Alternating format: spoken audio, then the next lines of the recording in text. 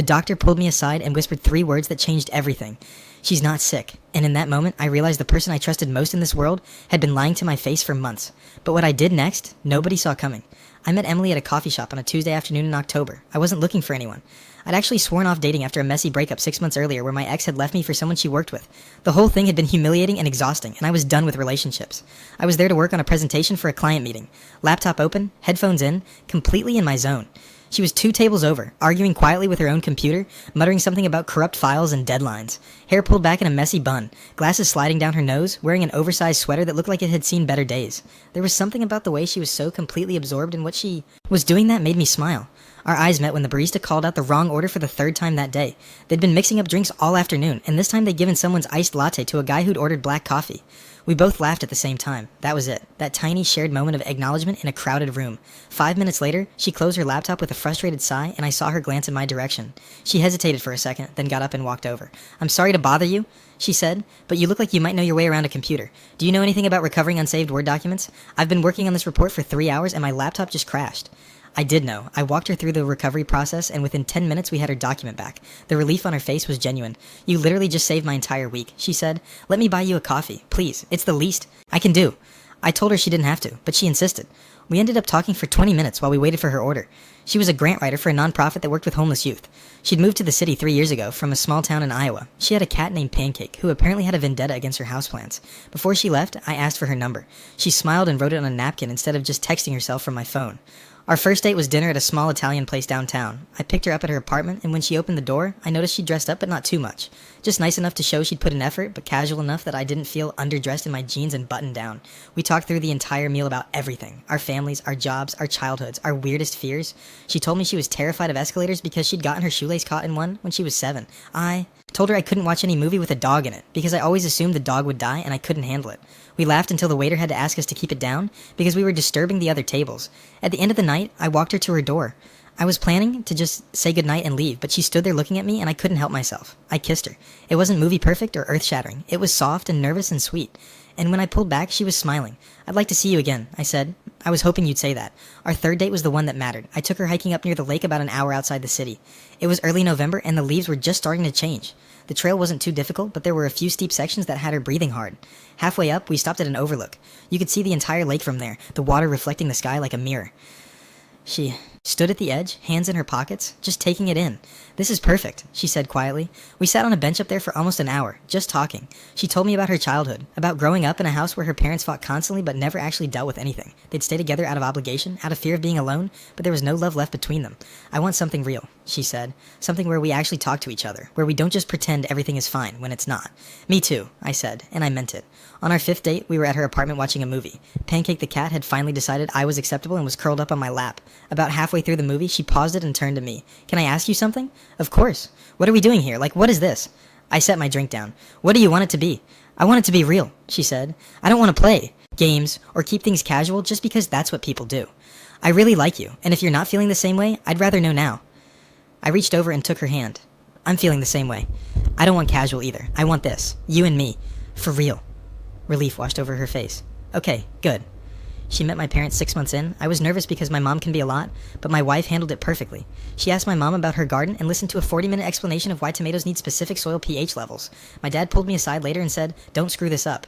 I met her parents 8 months in. That was harder. Her mom was nice, but distant, the kind of person who smiled a lot but never really let you in. Her dad barely spoke during dinner. I could feel the tension in that house the moment I walked in.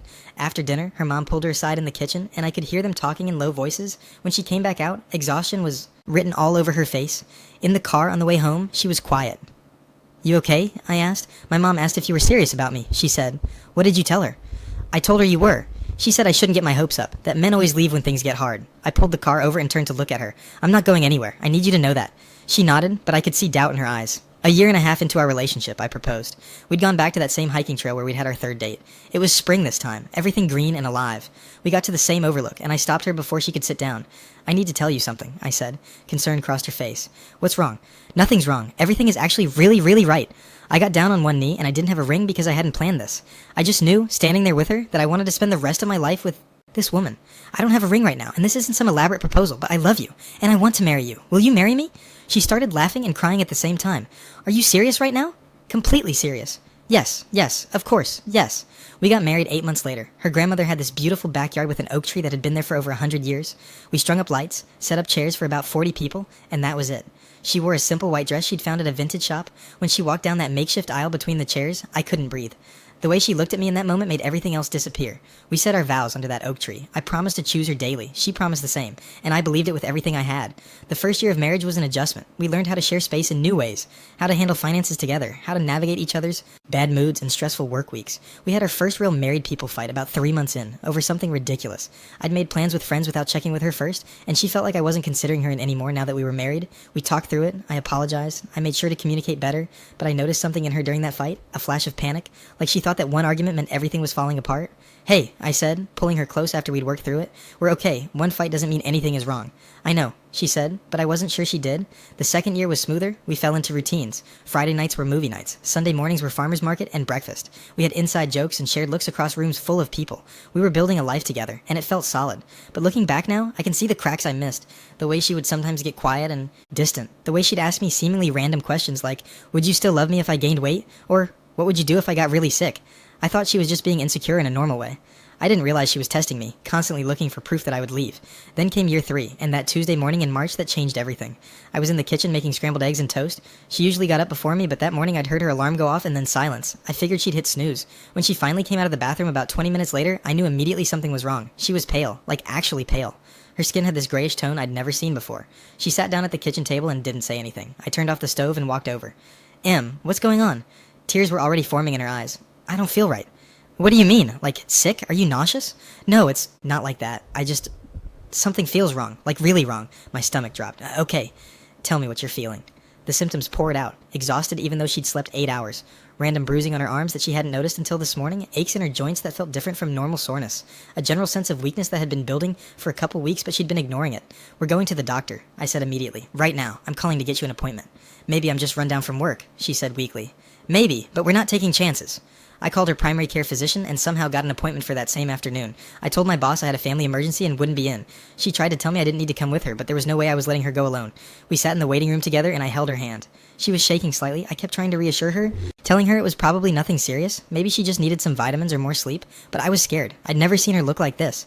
The doctor was a middle-aged woman named Dr. Patterson who'd been her physician for years. She did a thorough exam, asked dozens of questions, checked her lymph nodes, looked at the bruising. Her face remained professionally neutral the entire time. I'm going to order some blood work, the doctor said, just to get a complete picture. There are a lot of things this could be, and most of them are very manageable, but I want to rule out anything serious. Like what? My wife asked. Let's not get ahead of ourselves. Let's see what the tests say first. That answer didn't make either of us feel better. We left with a lab order and an appointment scheduled for the following week to discuss results. The lab was in the same building, so we went straight there. I held her hand, while they drew what felt like a dozen vials of blood. The drive home was quiet. She stared out the window, and I could tell she was spiraling. Talk to me, I said. I'm scared. I know, me too. But we don't know anything yet. It could be 1,000 different things. What if it's something bad? I reached over and took her hand.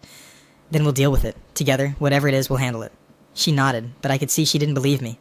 That week was torture. I watched her constantly, looking for any change, any new symptom. She seemed more tired than usual. She started going to bed earlier. She'd come home from work and just collapse on the couch. The night before our follow-up appointment, she couldn't sleep. I woke up around 2 in the morning and found her sitting in the living room in the dark. Hey, I said, sitting down next to her. Can't sleep? I keep thinking about tomorrow, about what they might tell us. Whatever they tell us, we're going to be okay. She turned to look at me. How can you know that? Because I know us. I know we can handle anything as long as we're together. She leaned against me, and I put my arm around her. We stayed there in the dark for a long time, not saying anything, just being together. The next day, we went back to Dr. Patterson's office. This time, we didn't have to wait long. They took us back almost immediately, which somehow made it worse. When the doctor came in, she had a folder with her, and her expression was serious. I've reviewed your blood work, she said, and there are some concerning findings. I'm referring you to a specialist, a hematologist. My wife's hand tightened around mine. Why a hematologist? Your red blood cell count is low, and there are some abnormalities I want a specialist to look at. I don't want to speculate on what this might be until you've had more comprehensive testing. But what do you think it could be? I asked. Dr. Patterson hesitated. There's a range of possibilities. It could be something relatively simple, like severe anemia, but given the combination of symptoms and the blood work findings, I think it's important we rule out more serious conditions. The way she said serious conditions made my blood run cold. We left with a referral to Dr. Marcus, a hematologist whose office was across town. The soonest appointment we could get was 5 days away. 5 more days of waiting. 5 more days of her getting quieter and more withdrawn. 5 more days of me trying to hold it together while my mind came up with worst case scenarios. I started researching. I know you're not supposed to Google medical symptoms, but I couldn't help myself. I'd stay up late after she went to bed, reading about blood disorders and cancers and all the terrible things this could be. Every article I read made the fear worse, but I never let her see that fear. During the day, I was positive. I was strong. I told her everything would be fine. The appointment with the specialist was even more intense than I'd expected. He was a serious man in his 50s, the kind of doctor who didn't waste time with small talk. He reviewed her blood work, asked detailed questions about her symptoms, and then ordered more tests. A bone marrow biopsy, more blood work, imaging scans. I need a complete picture before I can give you a diagnosis, he said, but I'll be honest with you. The findings are concerning enough that we need to move quickly. Concerning how? She asked, and her voice was barely above a whisper. Let's wait until we have all the information. I should have results within a week. Another week of waiting. Another week of watching her deteriorate. Because that's what was happening. Whether it was real or psychosomatic or some combination of both, she was getting worse. She was more tired. She had less appetite. She moved through the house like a ghost. I took more time off work. I started working from home most days so I could be there with her. My boss was understanding. Thank God. He told me to take whatever time I needed. My parents called constantly. Her parents called too, though her mom's calls always had this undertone of, I told you so, that made me angry. Like she was waiting for me to prove her right, to prove that I'd leave when things got hard. I started cooking all her meals. I'd research what foods were supposed to be good for blood health and make sure she ate them. Spinach, red meat, beans, anything with iron. She'd pick at her plate and eat a few bites, and I'd try not to show how worried I was that she wasn't eating enough. At night, I'd hold her while she cried. She'd apologize for crying, and I'd tell her she had nothing to apologize for. But inside, I was breaking. I was watching the person I loved most in the world fall apart, and there was nothing I could do to stop it. The results came back on a Thursday. The specialist called us in immediately. I knew before we even sat down what he was going to say. You can see it in a doctor's face. When the news is bad, he didn't sugarcoat it. Stage 3. Terminal.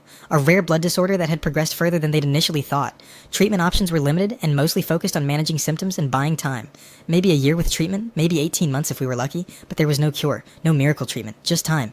The room felt like it was spinning. I heard the words, but they didn't feel real. How could they be real? My wife was 31 years old. She'd been perfectly healthy 6 months ago. How does someone go from healthy to terminal in 6 months? He kept talking. He explained treatment options, clinical trials, things we could do to maintain quality of life. But I couldn't focus on any of it. All I could think was that the person sitting next to me, holding my hand so tight it hurt, wasn't going to grow old with me. We weren't going to have kids. We weren't going to celebrate our 50th anniversary. She asked questions. Practical questions about treatment schedules and side effects. Her voice was steady, almost detached, like she was talking about someone else's diagnosis. We left the office with a stack of pamphlets and appointment cards and information we didn't want. We walked to the car in silence. We sat in the parking lot for almost half an hour before either of us spoke. I'm sorry, she finally said. I turned to look at her. What are you sorry for? For this. For putting you through this. I took her face in my hands. Don't you dare apologize for being sick. This isn't your fault. But you didn't sign up for this. Yes, I did. I signed up for better or worse. I signed up for in sickness and in health. I meant those words. All of them. She broke then, sobbed in that parking lot, and I held her, and I tried to be strong. But when we got home and she finally fell asleep that night, I went and sat in my car in the driveway, and I cried harder than I'd ever cried in my life. I cried for the future we weren't going to have. I cried for the unfairness of it all. I cried because I didn't know how to do this. How do you watch someone you love die? How do you stay strong when everything inside you is screaming? But then I wiped my face and I went back inside because she needed me, and I'd meant what I said. I wasn't going anywhere. The next morning I started making changes. I talked to my boss about going part-time. He was incredibly understanding and worked out an arrangement where I could work from home 3 days a week and only come in for essential meetings. It meant a pay cut, but I didn't care. Money didn't matter. Time with her mattered. I made spreadsheets, one for medications with dosages and times, one for appointments with dates and locations, one for symptoms to track. I needed to feel like I had some control over something, even if I couldn't control the disease itself. She started treatment 2 weeks after the diagnosis. Chemotherapy, though. The doctors were clear it wasn't going to cure her. It was just buying time. The first session was brutal. I sat next to her for 6 hours while they pumped poison into her veins, trying to kill cells that were already killing her. She was so sick afterward. I'd read about chemo side effects, but reading about it and seeing it are completely different things. She threw up for hours. She couldn't keep anything down. Her skin took on this grayish tone. She looked fragile in a way that terrified me. I did everything I could. I made her smoothies because they were easier to keep down. I kept the house at exactly the temperature she needed. I learned how to help her to the bathroom when she was too weak to walk on her own. I slept on the floor next to the bed some nights so I'd wake up if she needed anything. My friends stopped knowing what to say to me. They'd text asking how things were going, and I'd give them short generic answers because I didn't have the energy to explain what it was really like. Some of them stopped reaching out altogether. I didn't blame them. What do you say to someone whose wife is dying? The weeks blended together. Treatment days were the worst. She'd come home wiped out, and it would take her 3 or 4 days to recover enough to function. Then we'd have a few okay days before the next round. The okay days became my favorite days. Days where she had enough energy to sit outside. Days where she could laugh at something on TV. Days where she felt almost like herself. I started taking pictures on those days, just little snapshots on my phone. Her reading in the sunroom, her wrapped in a blanket on the couch, smiling at something I'd said. I needed to remember these moments. I needed proof that there were still good days mixed in with the bad. But the bad days were getting more frequent. By the second month, she needed help with things she'd always done herself. Getting dressed took 20 minutes because she'd get exhausted halfway. Showering required me to help her because she'd get dizzy. I learned how to braid her hair when she was too tired to lift her arms. She apologized constantly, multiple times a day. I'm sorry you have to help me shower. I'm sorry I can't cook dinner anymore. I'm sorry I'm such a burden. And each time, I told her the same thing. You're not a burden. You're my wife. This is what I signed up for. I love you. I meant it. Even on the hardest days, even when I was so exhausted I could barely function, I meant it. Because loving someone isn't about the easy moments. It's about showing up when everything is falling apart. There were moments, though, late at night when she was asleep, where I'd let myself imagine what came next, after, when she was gone and I was still here. I'd think about the empty house, the empty bed, the silence, and the grief would hit me so hard I couldn't breathe. But I'd push it away. I couldn't think about after. I had to focus on now. By month 3, we'd settled into a rhythm. A terrible, heartbreaking rhythm, but a rhythm nonetheless. I knew which medications she needed when. I knew what foods she could tolerate on chemo days. I knew how to tell when she needed space versus when she needed me close. We stopped talking about the future. We just talked about today. About the small things. The bird that kept coming to our feeder. The ridiculous reality show we were watching. The way Pancake had started sleeping on her side of the bed, like he knew something was wrong. One afternoon, about 3.5 months in, I came home from picking up her prescriptions from the pharmacy. It had been a simple errand, maybe 30 minutes total. But when I walked in the door, I immediately knew something was different. She was on the couch, crying. But not the tired, resigned crying I'd gotten used to. This was different, harder, more desperate, like something inside her had cracked open. I dropped the pharmacy bag on the table and rushed over. What's wrong? Are you in pain? Should I call the doctor? She shook her head violently, covering her face with her hands. Her whole body was shaking. You're scaring me. Please tell me what's wrong. She took a gasping breath and lowered her hands. When our eyes met, I saw something I hadn't seen in all the months of treatment. Guilt, deep, consuming guilt. I need to tell you something, she said, her voice breaking. And after I do, you're going to leave me. You're going to hate me and you're going to leave and I don't blame you. My heart was pounding. My mind went to worst case scenarios. Had the cancer spread faster than they thought? Was there something the doctors hadn't told me? Whatever it is, we'll deal with it, I said. Just tell me. She was sobbing now, barely able to get words out. I can't keep doing this to you. Doing what to me? You're not doing anything to me. You're sick. That's not your fault. I'm not sick. The words hung in the air between us. I stared at her, not understanding. What? I'm not sick, she said again, and her voice cracked. I was never sick. None of it is real. The room went completely silent. Even the sound of traffic outside seemed to fade away. I could hear my own heartbeat in my ears. I don't understand what you're saying. And then she told me everything. She spoke fast, like if she didn't get it all out at once, she never would. About the insecurity that had been eating at her for over a year. About the fear that I would leave, about convincing herself that I only stayed because things were easy, and the moment life got difficult, I'd walk away like everyone else in her life had. About researching symptoms online, about Googling what blood disorders looked like, what the symptoms were.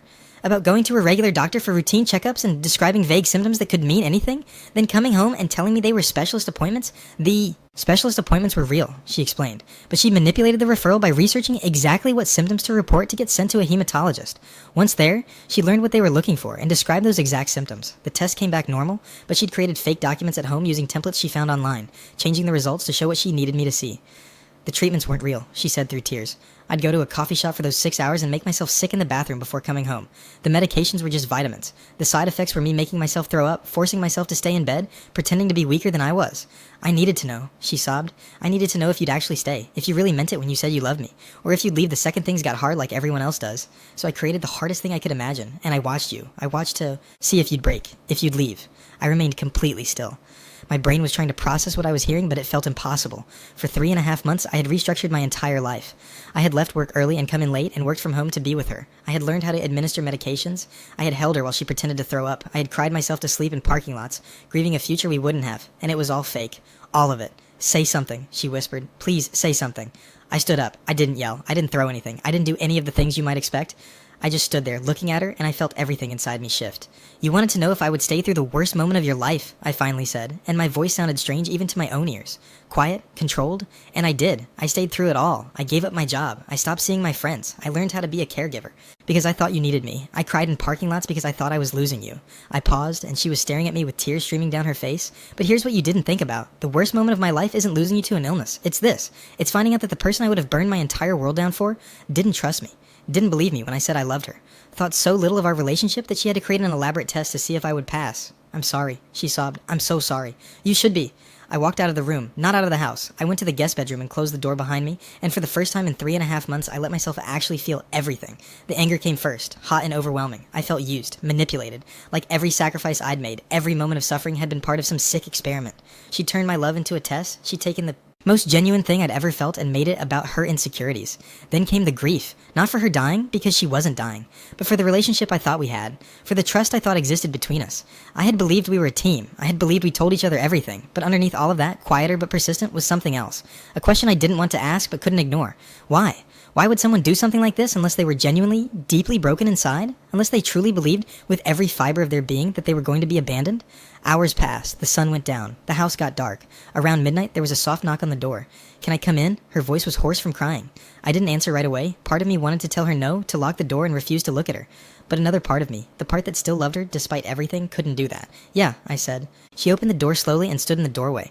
She looked terrible, eyes swollen from crying, face blotchy. She was wearing one of my old t-shirts and she looked small and fragile.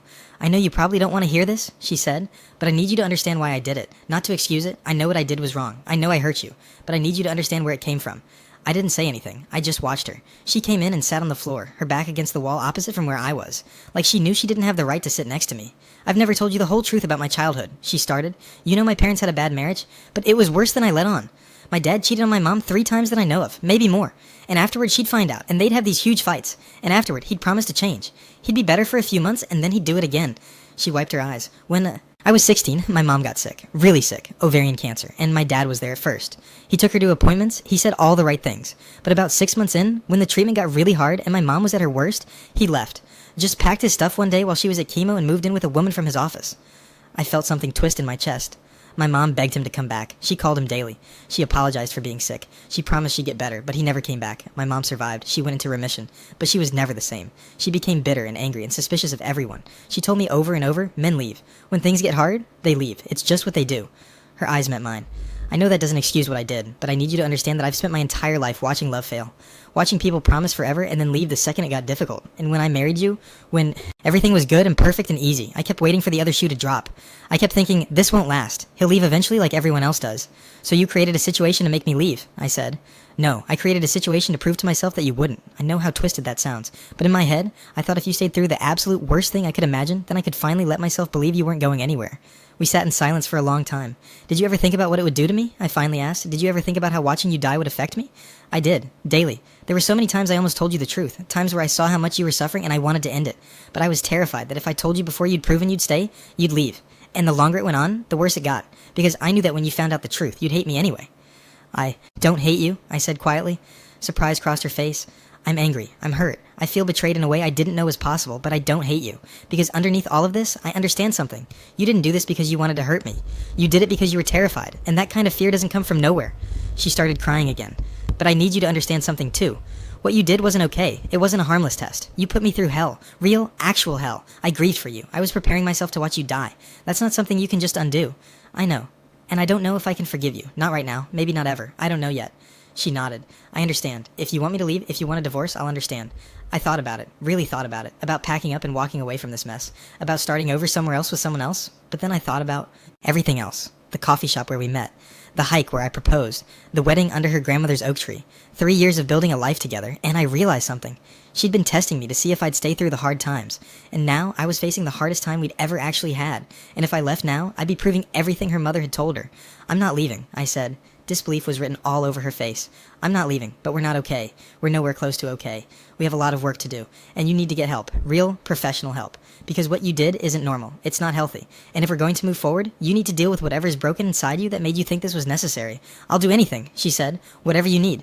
I need space right now. I need time to process this. I'm going to sleep in here for a while. We'll talk when I'm ready." She nodded and stood up slowly. She walked to the door and paused. "Thank you for not leaving," she said quietly. "I didn't stay for you," I said. "I stayed for me.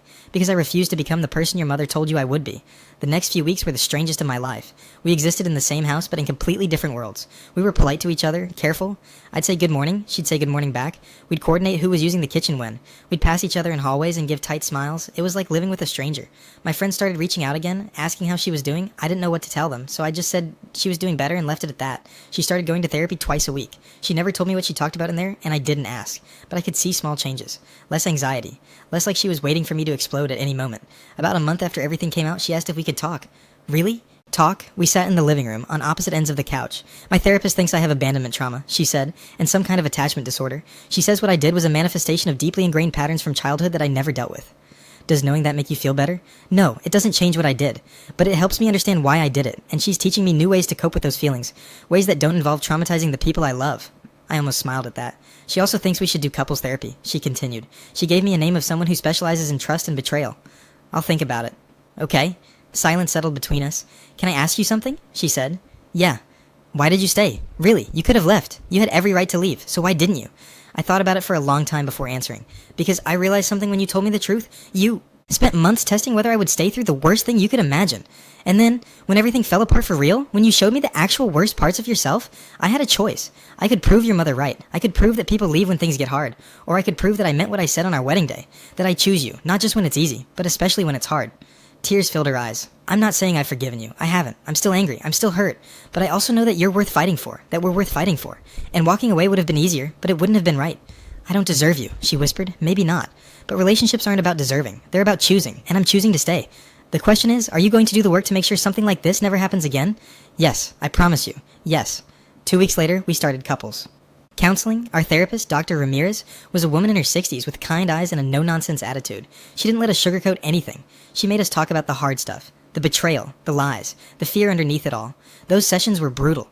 There were times I wanted to walk out, times where my wife cried so hard she couldn't breathe, times where I said things I'd been holding back, things that were harsh and painful but needed to be said, but we kept showing up. Week after week, our therapist taught us new ways to communicate, how to express fear without creating tests, how to ask for reassurance without manipulation, how to rebuild trust brick by brick. It was slow, painfully slow. About 3 months into therapy, Dr. Ramirez asked me a question during one of our sessions. What do you need from her to feel safe in this relationship again?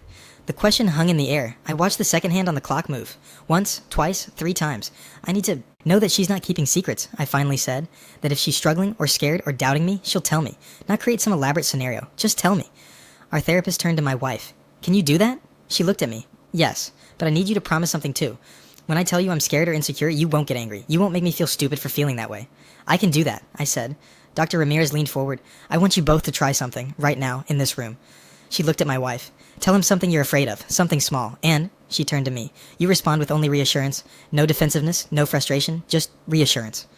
My wife's hands were shaking. She looked down at her lap. I'm afraid, she started, her voice barely above a whisper, that you'll wake up one day and realize you wasted years of your life on someone who doesn't deserve you, and you'll resent me for it. The old me would have immediately countered with logic, would have gotten frustrated that she still didn't believe me after everything. But I remembered the promise I just made. I took a breath. I won't wake up and think that, I said quietly, because I didn't waste anything. Even the hard parts, even the parts that hurt. They're all part of choosing you, and I don't resent you for being human and broken and scared. I just need you to let me in when you feel that way instead of pushing me away. Her eyes met mine, and I saw something shift. Okay, she said. I can try to do that. Dr. Ramirez nodded. That's the work, right there, every single day. We started implementing what she called check-ins. Once a week, we'd sit down and ask each other, how are you feeling about us? Is there anything you're worried about? Anything you need from me? It felt awkward at first, forced. But after a few weeks, it started to feel natural, and my wife started opening up about fears I never knew she had. Small things. Like when I'd been quiet for a few days and she was worried I was pulling away. Or when I made plans with friends and she was scared I wouldn't come back, and I learned to reassure her without making her feel broken. To say, I love you, I'm not going anywhere, without resentment. 6 months after everything came out, something shifted. We were having one of our check-ins, and she said something that surprised me. I realized something this week in therapy. I've been so focused on whether you'd stay that I never asked myself if I deserved you staying. And the answer is no. Not because of what I did, but because nobody deserves unconditional love like that. But you're choosing to give it to me anyway, and instead of testing whether it's real, I need to learn to accept it. I reached across the table and took her hand for the first time in months. I'm glad you're finally getting there. She squeezed my hand. I'm sorry it took me so long. That night I moved back into our bedroom, not because everything was fixed, but because I was ready to start sharing space again. She had changed the sheets and put fresh flowers on the nightstand. We lay in bed together, not touching, just existing in the same space. This feels nice, she said quietly. Yeah, it does. We still had bad days after that. Days where old resentment surfaced. Days where she would spiral into anxiety and I'd have to talk her down. Days where I'd pull away and she'd panic. But we also started having good days again. Days where we laughed over dinner. Days where we'd take walks like we used to. Days where things felt almost normal. About a year after everything, we were on the back porch on a Sunday morning. She was reading a book and I was doing a crossword puzzle. Pancake was lying in a patch of sunlight. Can I tell you something? She said, setting down her book. Always.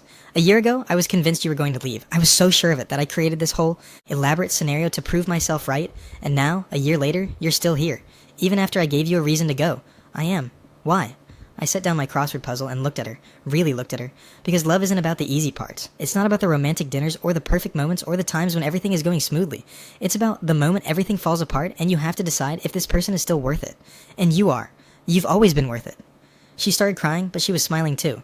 I love you, she said. I know I don't say it enough, but I love you more than I know how to express. I love you too. And I meant it, despite everything, despite the lies and the manipulation and the pain.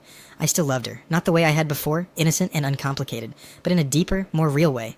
The way you love someone when you've seen the absolute worst of them and chosen them anyway. We're still together now, almost. 2 years after that day, she told me the truth. Things aren't perfect. We still have rough patches. She still struggles with anxiety and fear of abandonment. I still have moments where I remember those 3.5 months and feel angry all over again. But we work through it. We go to therapy. We do our check-ins. We communicate in ways we never did before. And most importantly, we choose each other. Not because we have to. Not because it's easy. But because we've been through the fire and come out the other side, and we know what we have is worth fighting for. That's what real love is. It's not the fairy tale. It's not the perfect moments. It's the messy, complicated, sometimes painful choice to stay when everything in you wants to run. It's looking at someone who hurt you and deciding they're worth forgiving. It's showing up, even when it's hard, especially when it's hard. And it's knowing that the person you're choosing is choosing you back with the same level of commitment and grace. We'll never get back those 3.5 months. We'll never undo the pain of that time. But we've learned from it. We've grown from it. And in some strange way, it made us stronger. Because now we know. We know what it takes to survive the worst. We know what we're capable of, both the good and the bad. We know that love isn't just a feeling, it's a choice. A deliberate, conscious choice that we make over and over again. And we'll keep making that choice. For as long as we both shall live. Because that's what we promised each other under that oak tree. And this time, we both finally understand what that promise really means. If you've made it this far, I want to thank you for listening. These kinds of stories, the real ones about love and betrayal and forgiveness, they matter. And if this resonated with you, if you want to hear more stories like this that dig deep into what relationships really look like when everything falls apart, hit that subscribe button. Because the truth is, love isn't always pretty, but it's always worth talking about.